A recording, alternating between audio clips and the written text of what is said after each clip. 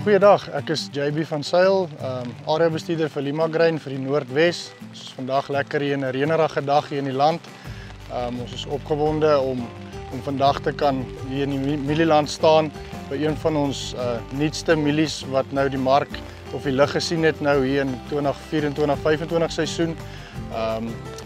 Die naam is LG 31753BR. Dis 'n baie sterk, meerkoppige mielie wat hier vir die westelike gedeelte baie goed aangepas is.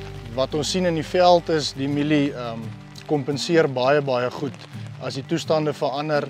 LG 31753 is Limagrain se vinnigste wit baster wat ons op die stadium het. Dit is 'n medium laat groeiklas, 'n CRM van 125 dae. Soos julle kan sien het ek nou die kop ook oopgebreek hier. Dit is 'n baie diep swaar pitok wat hy maak. So ons is baie opgewonde oor hierdie nuwe kultivar wat ons nou in ons stal ook het. Vir meer inligting, kom kuier vir ons asseblief by ons stalletjie by Nampo.